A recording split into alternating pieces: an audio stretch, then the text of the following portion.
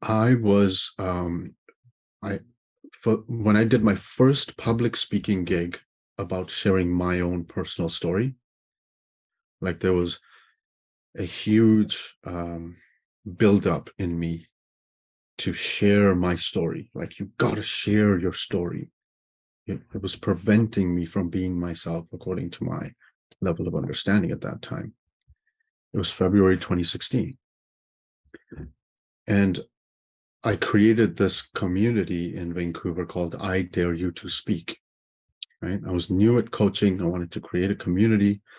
I kind of didn't see much around Vancouver that was around sharing ourselves. Everything in Vancouver that I went to, at least, was about creating value in business and here's your strategies to market and blah, blah, blah. And I was like, fucking craving connection more.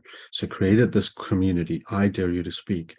And the premise or the essence of it was that you get on stage and I dare you to speak about yourself, not your business and what you want to do in life and what your dream is. What's your story?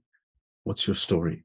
Because my understanding of sharing stories was that that's the way to connect to other human beings. You share your personal, vulnerable self.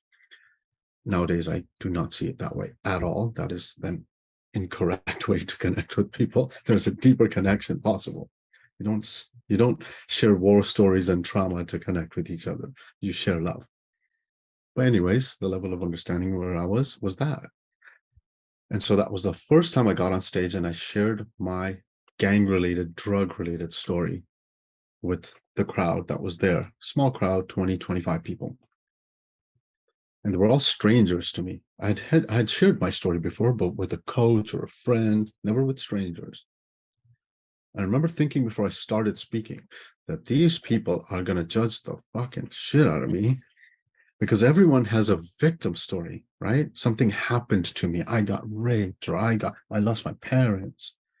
And my story is I created pain in people's lives. I sold guns and I stabbed people. So people are really going to hate me, right? And I went in with that and kind of just like, whatever, I'll still do it. And I did it. And I did it in a soft way. I saved all the violent parts. I did not share all the violent things that I did with people. I shared the emotional part of it. And I remember there was people in the crowd and they would go like this to, and as soon as I would see something like this, or I remember a man went like this, as soon as he did this, I was like, they're judging you, Shenan. They're judging you. Don't do it. Don't share any further. They're judging you.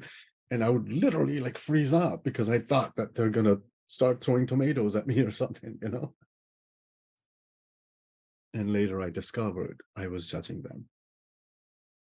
They were just listening. When I stopped speaking, about 75 to 80% of the crowd came up to me and went, oh my God, that is such an incredible story. That is so inspiring. Oh my God, I feel so connected to you. It's completely different than what I thought was going to happen.